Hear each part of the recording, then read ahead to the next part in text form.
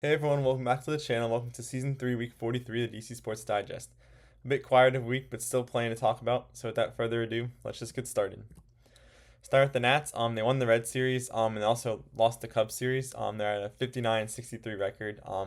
Started pretty well with the Red Series. Almost every single Nat had a hit. And we won Game 2. And in Game 3, Ozzie Ortiz had a homer, and the pitching staff only allowed 4 hits, and we earned a sweep. Which is very good. Definitely a team we should be beating, but still nice to earn a sweep. The Cubs series, we had a lot of good offense in Game 1, but the pitching was just not as good. So Cruz, Abrams, and Jacob Young all had homers to be lost in Game 1. The big news before Game 2 is Miles Mikolas was finally designated for assignment.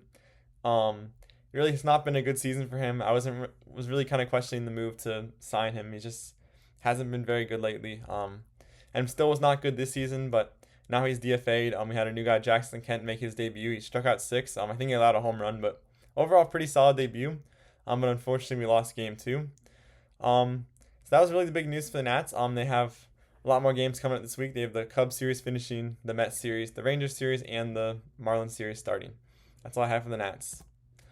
On to the Wizards, I wanted to shout out Russell Westbrook. He is officially retiring. Congrats to him on a great career. And thank you to him for helping us get to our last playoff appearance. Hopefully that will change this year. But as of right now, he has helped lead us to our last playoff appearance. Played really well with us in like 2020, 2021.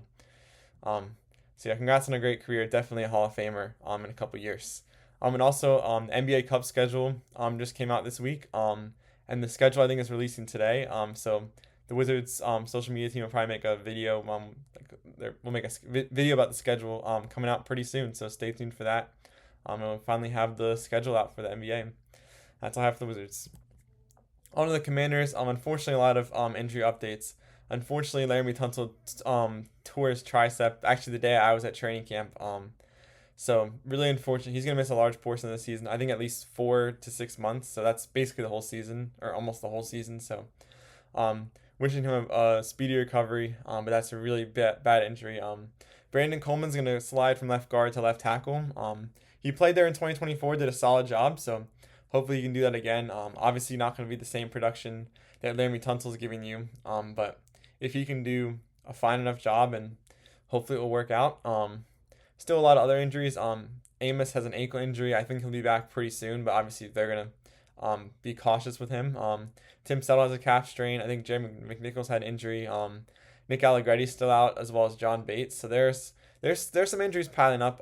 The biggest one is definitely Laremy Tunsil. I think everyone else will hopefully, fingers crossed, be back very soon. We signed 2 depth guys, Brian Cowart and Curtis Jacobs.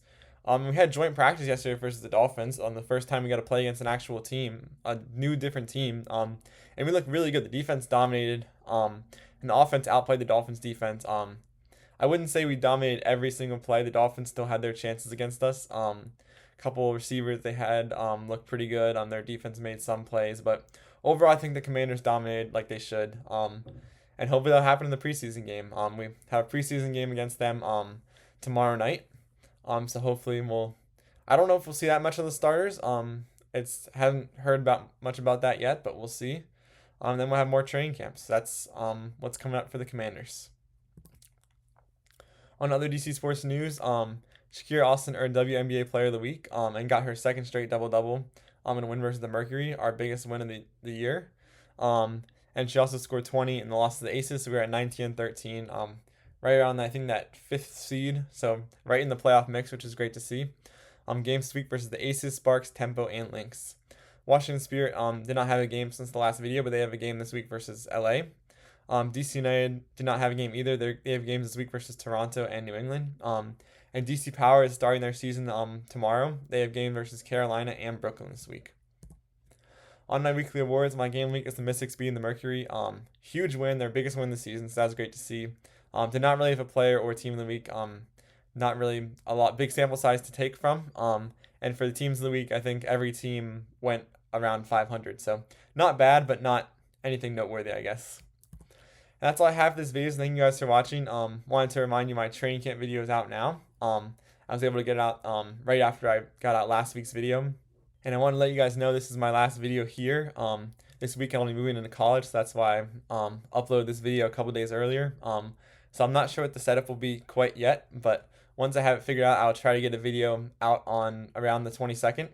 So that'll be when week 44 comes out. So if these teams seemingly have a lot of games this week, it's because this is a technically a longer week. So stay tuned for next week's video. Hopefully I'll be able to get it out. And in the meantime, check the Instagram and like and subscribe. Thank you guys so much for watching. Bye.